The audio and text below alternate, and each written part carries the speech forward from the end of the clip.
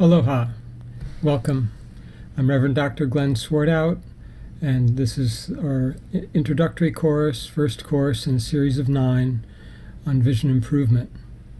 This course will look at vision in a different way than you've probably experienced before, whether in vision improvement courses, courses on psychology of vision, visual physiology, eye health, eye function.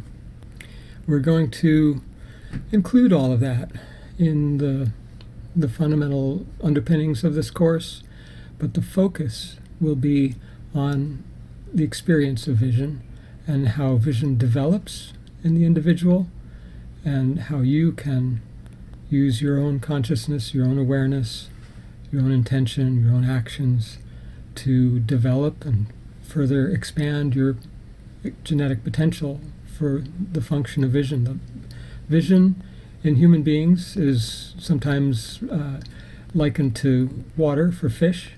We're so visual as beings, as human beings, that we often don't think about vision until we perhaps lose some aspect of visual function. And there's much more to vision than how small of a letter we can see at 20 feet. The 20/20 visual acuity test is one test of vision, but it's a very small part. If you hold your thumb out at arm's length, it's only that area the size of your thumbnail in the whole visual field, the whole of the retina. It's that one little spot, the fovea inside the macula, that can see the small print. There are people who are legally blind who can see that small print, but they're legally blind and they actually need a dog or a cane or to navigate in space because they've lost their span of perception, the peripheral vision. And that's going to be the focus of our first course, because that is the base for if you think of the central vision, the focus, the detail that we'll get into in the next couple levels. If you don't have that stable base to work from, it's like trying to build a tower with no base, and it's not stable.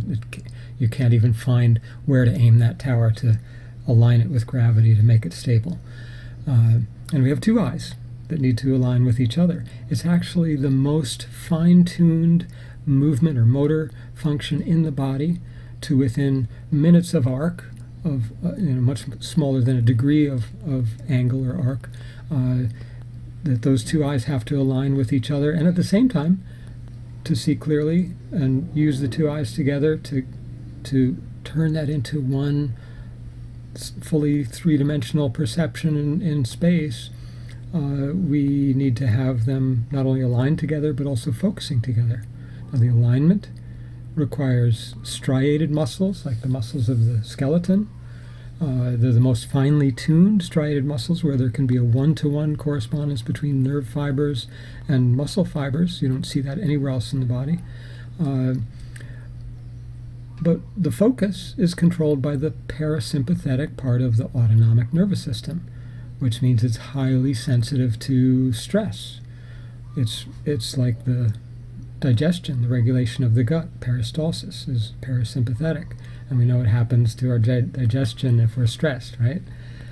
So people who have difficulty with focusing, or maybe eye fatigue or headaches, perhaps on work days or school days and not on the weekend, it's someone who's sensitive to those kinds of internal stresses of how do I regulate my body?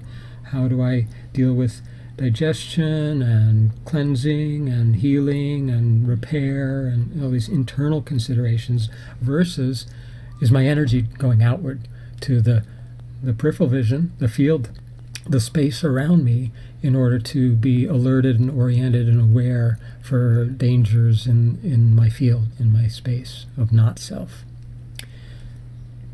So we'll get into the peripheral vision and how you can begin exploring that and expanding that in the next segment.